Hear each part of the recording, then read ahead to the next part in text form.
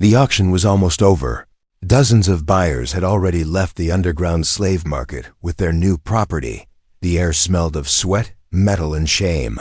Sellers were counting credits, slaves were being dragged away, but one cage still remained at the far end of the hall, untouched, ignored, and feared.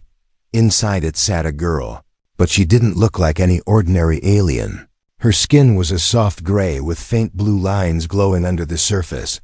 Her long black hair was messy and full of dust.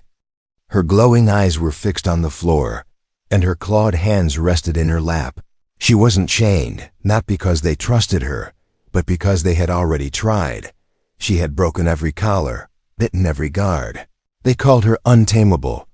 They whispered stories about how she had killed 2 masters with her bare hands. She didn't speak, didn't beg, and didn't cry. She just sat in silence, like a bomb waiting to explode. No one wanted her. She was too dangerous, too unpredictable, too wild. The auctioneer looked annoyed. "Final item," he said. "Experimental hybrid class female, strength enhanced, mind unstable. Offered at 1/10 the usual price." No hands went up. The crowd just stared or turned away, even the boldest. Buyers stayed silent, and then, from the back of the room, a voice spoke. "I'll take her." Heads turned, shocked.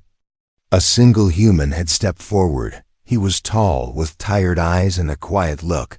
His clothes were simple, dusty from travel. He didn't wear armor or carry a weapon like the others. He walked slowly toward the cage. The alien girl didn't move, didn't look at him. The auctioneer laughed nervously. "Sir, you sure? This one, she's no pet, she's no servant, she's a monster." The man didn't stop walking. He reached the cage, looked through the bars, and simply said, "My name is Carter."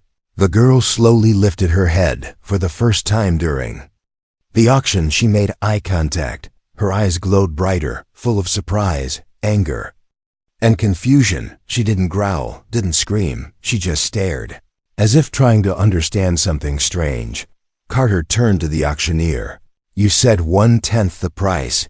Yes," the seller stuttered, "but she kill you by morning." Carter pulled out a credit chip and tossed it on the table. "I'll take my chances," he said. The auctioneer grabbed the chip like it might vanish. The guards hesitated before opening the cage. They threw a control collar at Carter. "You'll need this." Carter didn't pick it up. Instead, he opened the cage himself. Gently, without fear, the girl didn't move. "You're free to walk," he said softly. She stood slowly, her movements calm and quiet. She was tall, taller than most humans. Strong-looking, as she stepped out, the whole room seemed to hold its breath. Everyone expected her to attack, to leap at the human's throat. But she didn't. She just walked beside him, silently, and together they left the market, leaving behind a room full of confused faces as they reached the dusty road. Outside, Carter glanced at her. "Do you have a name?" he asked. She shook her head slowly. "No," she whispered, voice dry and unused. "Then I'll call you—" He paused. "Lyra." She didn't reply, but her eyes blinked, slowly, like she had heard her name for the first time in her life. They walked in silence, dust rising with every step. No chains, no collars, no cages. Just a human and a weaponized alien girl walking into the unknown. Inside her mind, Lyra replayed the moment he looked into her eyes. There was no fear in him. No hatred, no hunger, just something calm, something real, something no one had ever shown her before.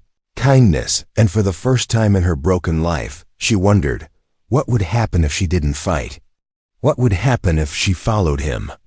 The sun was setting. As Carter and the alien girl, now called Lyra, walked along the old road, the dry wind blew dust across their boots, and silence hung between them. Carter didn't push her to talk.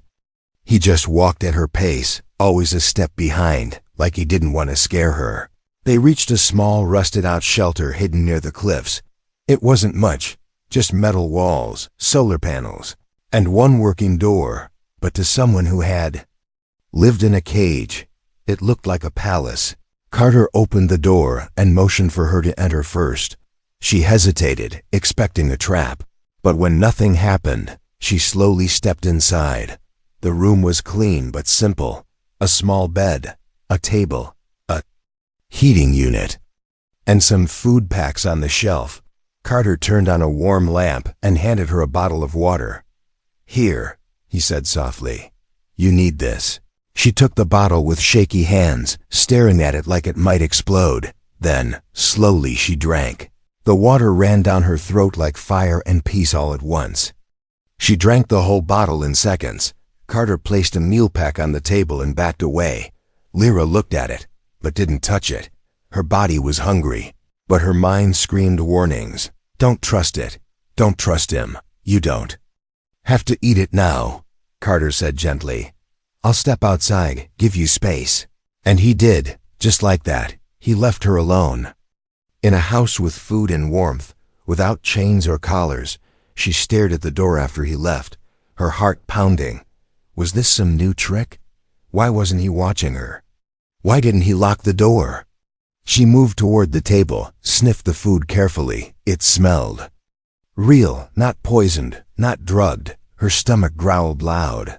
Still, she didn't eat. Instead, she curled up on the floor, far from the bed, and closed her eyes. Sleep didn't come easy, but her body gave up before her mind could resist. That night, she woke up choking.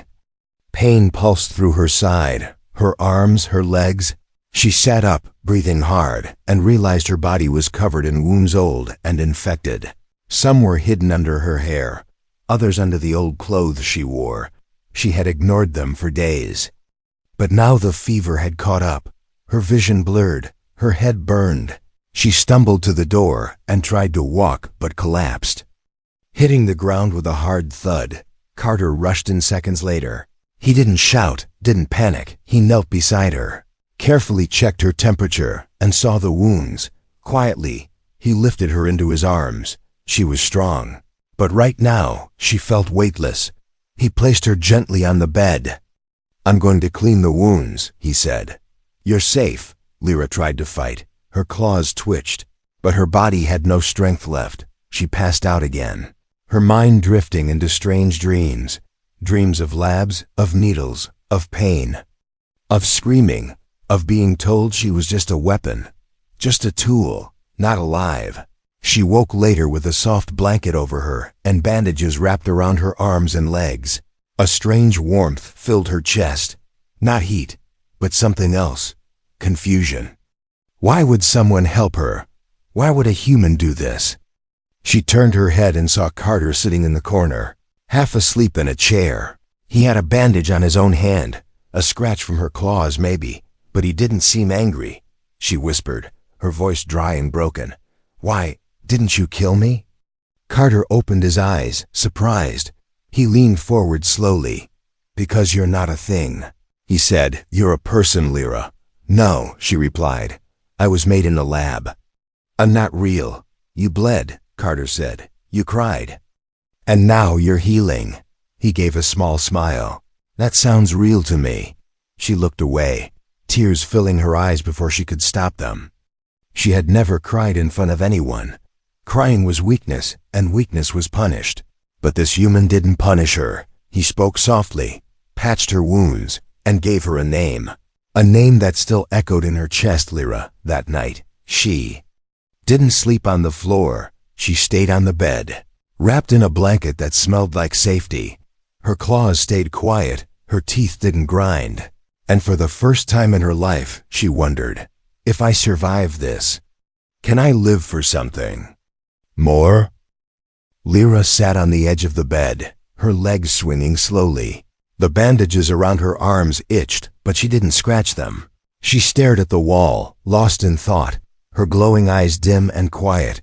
Carter moved around the shelter silently, preparing a small meal. He didn't ask questions, didn't push her to talk. He simply let her exist, like she had the right to just be. When he placed a bowl of warm broth in front of her, she hesitated.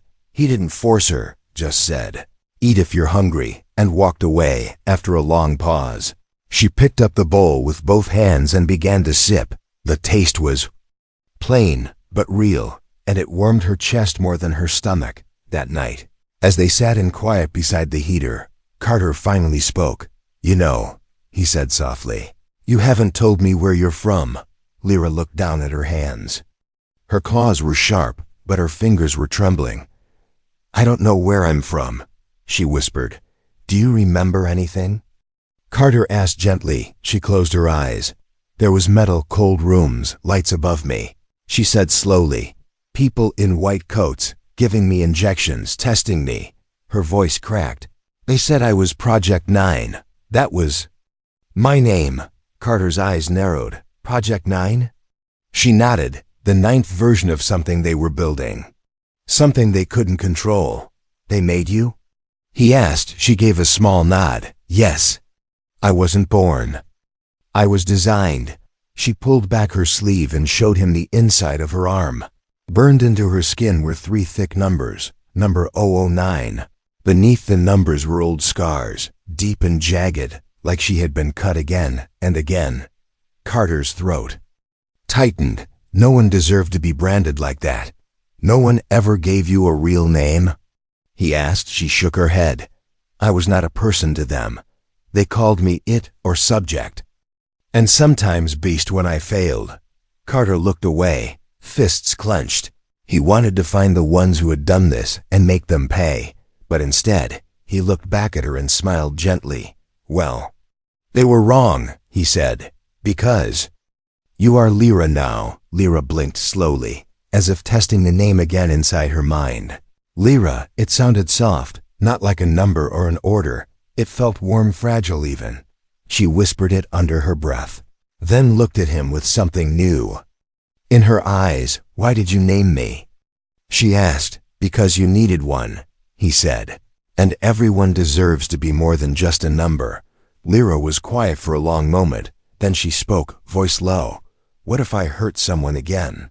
Carter looked at her directly. "Then we'll deal with it," he said. "Together." The word hung in the air, together. She had never heard it before in a way that felt real. She had always been alone, always watched, always judged. Now, someone was sitting beside her and saying, "You're not alone anymore." Later, she wandered around the shelter, touching the walls, exploring the corners. She stopped at a mirror, something she usually avoided. Her reflection stared back tall, scarred, strange. Her eyes glowed.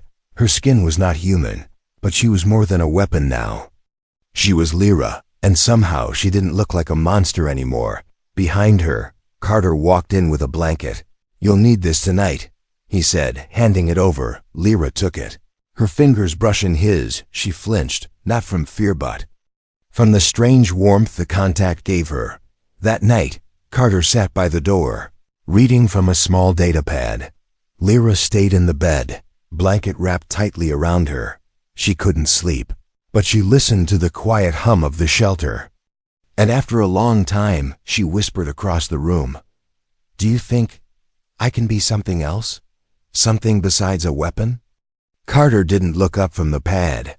"I think you already are," he replied. "You just don't see it yet." Her throat tightened, but she didn't cry. She was too tired to cry, too hollow, but deep inside, something small flickered. Light, not anger, not fear, hope. The next morning, Lyra stood outside, watching the sunrise. The desert stretched far and wide, empty and endless. For the first time, it didn't feel like a prison. It felt like possibility. She turned to see Carter fixing the solar panel. He looked up, smiled, and nodded, and just like that, without a word, they went back inside together. She still had the scars, still had the number burned into her skin, but now she also had something else, a name, and a reason to live beyond pain. The days passed quietly. Lyra began helping Carter with small things around the shelter. She fetched water, cleaned equipment, and even learned how to cook simple meals. She didn't smile much, but her eyes had softened. She still didn't laugh, but the fear in her body was fading. Carter watched her grow more comfortable. Sometimes he'd find her standing at the window, just staring at the sky. She wasn't looking for escape anymore. She was trying to understand peace. One evening, Carter worked at his table, fixing an old communicator. It buzzed with static, and then a strange coded signal came through. The sound was broken, filled with beeps and low pulses. Lyra froze instantly. The sound hit her like lightning. Her spine straightened, her eyes widened, her pupils shrank into slits. She stood up slowly, eyes glowing brighter than before. Her breathing became sharp, and her claws extended without her knowing. Carter didn't notice right away. He was still focused on the device. Then he looked up, and his face changed. Lyra was no longer the calm girl he had known these past days. She looked like a soldier about to strike. "Lyra," he said gently. Standing from his chair, her head snapped toward him, and she growled deep and animalistic. "Lyra, it's me, Carter," he said again. But she didn't respond. She took one step forward, then another. Her claws were out, and her muscles were tense to kill. Carter didn't move. He raised his hand slowly. "It's okay," he said softly. "Whatever this is, you can fight it." But her eyes said otherwise. They were blank, now no emotion. Number thought, just cold focus, like she wasn't in control anymore. She lunged at him. Carter barely moved in time, falling to the floor as her claws slashed through the air. She wasn't screaming or angry. She was quiet, efficient, like a machine doing what it was built to do. She grabbed a metal bar from the table and raised it, ready to strike him down. Carter didn't fight back. He just looked into her eyes and whispered, "I don't blame you." Her hand shook mid-swing. Her breathing became rough. Her mind was splitting in two, one voice saying, "Kill him," and another voice, smaller, softer, saying, "He's not your enemy." She screamed, throwing the bar across the room. It clanged against the wall, and she dropped to her knees, holding her head. Her claws scraped the floor as she trembled. Carter slowly crawled toward her, despite the cut on his arm bleeding badly. "It's okay," he whispered. "You're okay." Lyra shook her head, tears falling from her eyes. "It's not me," she cried. They built something in my mind." Carter sat beside her, holding her gently. "What happened?" he asked softly. "They called it the kill command," she whispered. "A sound code that turns me into a weapon." She looked at him with terrified eyes. "I can't stop it, Carter. If I hear the sound again, I'll kill you." Carter stayed quiet for a long moment. Then he spoke calmly. "Then we'll find a way to remove it." "No," she said, shaking. "It's deep inside me. They said it was permanent." Carter wiped the blood from his arm, tied it up with a cloth, and looked her in the eyes. "They also said you were untamable," he replied. "But you're not." Lyra blinked through her tears. "I don't want to hurt you," she whispered. "You didn't," Carter said. "You stopped that night."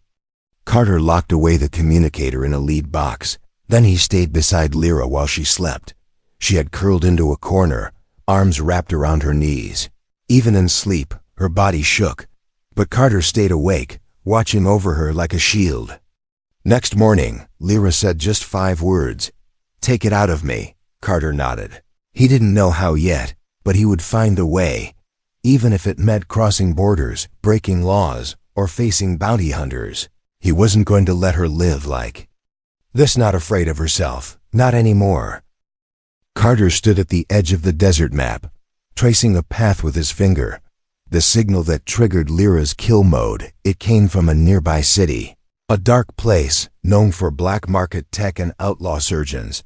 That was their only hope. Lyra sat behind him, silent but alert. She had tied her claws with cloth to avoid hurting anyone again. "I found someone," Carter said finally. "An illegal neurosurgeon named Doc Wren. He works underground," Carter continued. "He fixes things no one else dares touch." Lyra's voice was low. "Do you trust him?" "No," Carter said, "but I trust you want this gone." That night, they left the shelter, traveling on an old hoverbike through dead lands and dusty air. Lyra sat behind him, her hands gripping his waist. She had never ridden like this before, wind in her hair, stars above her head. It almost felt free. When they arrived at the city's edge, shadows welcomed them. They walked through alleys filled with broken signs and blinking neon. Eyes watched them from the dark, but no one stopped them. Carter had been here before, but never for something so risky. They found the doctor in a hidden bunker under a trash heap. He was an old human with robotic arms and a strange smile. "You brought me a ghost," Doc Wren said, staring at Lyra. "I don't fix ghosts for free." Carter pulled out a small bag of rare minerals. "This should cover it," Doc Wren grinned. "Now we're talking." Inside the lab, Lyra lay on a cold metal bed. Doc Wren scanned her brain, frowning as he read the data. "This isn't just a kill command," he said. "It's a lock on her mind. They didn't want her to feel." "Just follow orders." Lyra closed her eyes. "Can you remove it?" Doc Wren scratched his chin. "I can, but it's dangerous. Her mind might break. Or disappear." Carter stepped forward. "Is there another way?" "No," Doc Wren replied. "She either lives free or stays a weapon." Lyra opened her eyes slowly. "I'll do it," she whispered. "I don't want to be controlled ever again." Carter gripped her hand tightly. "I'll be right here." The operation began. The room filled with strange lights and sharp sounds. Doc Wren worked with focus, removing threads of command code from her brain. Lyra screamed once, then went silent. Carter's heart froze, thinking he had lost her after 3 long hours. Doc Wren pulled off his gloves. "She's alive," he said. "The command is gone, but she didn't wake. She just lay there, eyes closed, face calm but unmoving." Carter sat beside her, holding her hand, whispering her name again and again. "Lyra, come back. Please come back." Hours passed, and finally, her fingers switched. Her eyes fluttered open. She blinked, confused, and then whispered, "Is it really over?" Carter smiled, tears in his eyes. "Yes," he said. "You're free now." Lyra sat up slowly, touching her head. She could feel her thoughts clear, open, her own. For the first time, there was no cold whisper inside her telling her to kill. She looked at Carter, and for the first time she smiled. A real smile, not fake, not scared, but warm and a little unsure. Carter laughed softly. "That's the first time I've seen you smile." "It feels strange," Lyra admitted, "but I think I like it." On the way back, the world looked different to her. The wind felt sweeter. The stars looked closer. She sat behind Carter on the bike again, but this time she leaned her head on his back. "I feel light," she whispered. "You were carrying a cage inside you." Carter said, "And now it's gone, back at the shelter." She walked inside and looked around like it was her home. Not a hiding place, not a prison, but a real home. She cleaned the room, made food for both of them, and even fixed Carter's bandage. That night, they sat by the heater again. Lyra looked at Carter and asked, "You gave me food, safety, freedom. What do I give you?" Carter smiled. "You already gave me something." She tilted her head. "What?" "Hope," he said. She stared at him for a long moment, then whispered, "I was made to destroy, but now I want to protect." Carter nodded. "Then protect yourself too. You're not a weapon anymore, Lyra. You're a person." She didn't reply, but her eyes were soft and bright. And that night, for the first time, she fell asleep peacefully. No nightmares, no alarms, no commands, just silence, just peace, and the feeling of being real. Carter stood outside the shelter, fixing the broken wire along the solar panel. The wind was light, the sky was clear, and for once, everything felt peaceful inside. Lyra was humming softly, stirring a pot of food on the small stove. Her movements were slow but confident, like someone learning how to enjoy living. A week had passed since the operation. Since the kill command was removed, Lyra had changed. She still had her claws and glowing eyes, but now her words were gentler, her steps calmer. She had even laughed. Once when Carter burned the toast, it was a small, shaky laugh, but it was real. But peace never lasts for people like them. That evening, just as the sun dropped below the hills, a strange buzzing sound echoed in the distance. Carter looked up sharply. eyes scanning the sky. A dark shadow passed above, silent and fast. Then another, and then a third. "Lyra," he called, stepping into the shelter. Her head snapped up, instantly alert. "They found us," he said quietly. She didn't ask who. She already knew. Outside, 3 ships landed in the sand, kicking up thick clouds of dust. Each ship bore the red mark of the Syndicate, the same group that had made her, the ones who now wanted her back. The doors of the ships opened, and 6 bounty hunters stepped out. Tall, armored, and heavily armed. Their leader wore a helmet shaped like a skull. He held up a data pad and spoke. "We're here for the stolen property," he said, voice cold.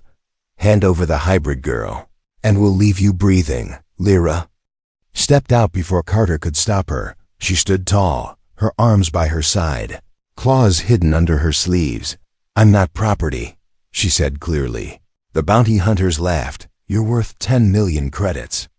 "Sweetheart," one said, "you belong to the Syndicate." Carter stood beside her. "No," he said. "She belongs to herself." The leader raised his weapon. Wrong answer. Blasters fired. The ground shook. Carter pulled Lyra behind. A large metal crate, bullets whizzing past. She looked at him, breathing hard. "I don't want to run." "We don't have to," he said, tossing her a shock baton. "You said you want to protect." She nodded slowly, her eyes beginning to glow. "Then protect," Carter said. She jumped from behind the crate, moving faster than any human could. She hit the first bounty hunter with a spin kick, knocking his helmet off. He went down with a grunt. Another swung a blade, but she blocked it with her arm, grabbed his shoulder, and threw him into a wall. Carter stayed low, firing from cover with a small plasma pistol. He wasn't a soldier, but he had good aim. He took out one of the snipers hiding behind a rock. 2 hunters charged Lyra together. One hit her with a stun blast, and she stumbled. The other tried to chain her, but before the metal loop closed, she roared a loud, angry sound and broke free. Her claws slashed the weapon from his hands. She stood tall, bruised and shaking, but still fighting. Carter watched her in awe. She wasn't a weapon anymore. She was a guardian. The leader stepped forward, aiming straight at Carter. Lyra saw it too late. He fired. The shot hit Carter in the side, and he fell back with a gasp. "Carter!" Lyra screamed, running toward him. The leader aimed again, but this time she was faster. She slammed into him with her full strength, sending him flying across the sand. She landed beside Carter, her body shielding him. He coughed, blood on his lips. "I'm okay," he whispered. "Just a graze." She held his hand tight. The remaining bounty hunters looked at each other, then fled. They had seen enough. No money was worth facing her again. After the ships lifted off, silence returned to the desert. Lyra helped Carter inside, laid him on the bed, and patched his wound. "You didn't have to fight," he said weakly. "Yes, I did," she whispered. "They came for me, but they hurt you. I won't let that happen again." That night, she didn't sleep. She sat beside him, watching him breathe. Her hands were still stained with blood, but her heart was steady. She had made her choice. She was no longer the hunted experiment. She was a protector, and if anyone tried to take Carter from her again, they would face the full fury of what she had become. The sun rose over the desert, casting a warm golden light over the small shelter. Inside, Carter lay resting, his side bandaged, his breathing steady. Beside him, Lyra sat quietly, her eyes fixed on his sleeping face. She hadn't left his side since the attack, not even once. Outside, the sand carried the scent of scorched metal and smoke. The battle with the bounty hunters was over, but the memory of it stayed sharp in her mind. She had fought without fear, not because she wanted to kill, but because someone she cared for was in danger. And that changed everything. Lyra touched the edge of Carter's blanket, straightening it gently. Her claws, once made for ripping and tearing, now moved carefully, softly with care. Carter opened his eyes slowly. She leaned forward, smiling. "How do you feel?" He gave a tired smile, like I got kicked by a starship. Lyra chuckled, still new to laughter, still a little unsure, but real. You were lucky, she said. The shot missed anything vital. Thanks to you. He whispered, you saved me. She looked away for a second, then said softly, you saved me first. Later that day, Carter sat outside on a chair, soaking in the sunlight. Lyra brought him water and a bowl of soup. She didn't say much, but she stayed close, watching the skies, always alert, always ready. He looked at her and said, you're different now. She raised an eyebrow. Different how? More peaceful, he said. More. You. Lyra nodded slowly, thinking back to the day he bought her. Back when she was just a silent creature in a cage. No name, no future, no reason to live. And now she had a name, a place, and someone who saw her not as a weapon, but as a person. That night, Carter handed her an old photo frame. Inside was a printed picture, slightly faded. It showed Carter standing beside a woman, smiling warmly. She was my sister, he said. She died years ago. I promised her I'd do something good with my life. Lyra looked at the photo. Then at him. You did, she said quietly. You saved me. He reached into his bag and pulled out a new frame, empty. I thought, maybe we could take a picture, he said, smiling. Her eyes widened a little, surprised. No one ever took a photo with me. Then it's time, he said. Setting up a small camera, the flash clicked. Lyra blinked, stunned by the light butt. Then she looked at the image on the screen. She and Carter, side by side, her glowing eyes soft, his hand resting gently on her shoulder. She looked at it for a long time. She didn't look like a monster. She looked happy. As night fell, they sat on the roof of the shelter, watching stars blink into the sky. Lyra leaned back, her arms resting on her knees. Do you think they'll come back? She asked. The Syndicate? Carter nodded. Maybe. Then I'll fight again, she said calmly. But not because I have to, because I choose to. Carter turned toward her, his voice quiet. You don't have to stay, you know, he said. You're free now. You could go. Anywhere. Lyra looked at him for a long moment. Then she asked softly, if I stay, would you still want me here? Carter smiled. Always, she nodded, then whispered, then I stay. Not as a guest, she added, but as your equal. He held out his hand, palm open. She placed her hand over his, claws folded back, skin warm, no fear, no chains. Just trust. Weeks passed, and life returned to the shelter. Carter healed. Lyra built a small garden outside with her hands. She even helped upgrade the solar panels and painted the outside walls. Every brushstroke felt like building a new life, a life that belonged to her. One morning, Carter woke up to find Lyra already outside. She was feeding small desert birds, letting them land on her arms. He watched her from the door, amazed by how far she had come. The girl who once sat in a cage, feared by all, was now smiling at the sky. She had been made to kill, but she had chosen to love. And in the distance, high above in orbit, a satellite blinked red. The Syndicate was still watching, still searching, but they would never find what they had lost, because Lyra was no longer their creation. She was her own person now, a protector, a friend, and maybe something even deeper. The photo of them sat by the window, a reminder of what hope looked like when a human saw beyond the scars, and what happened when a broken soul was given something no one had offered before, a chance.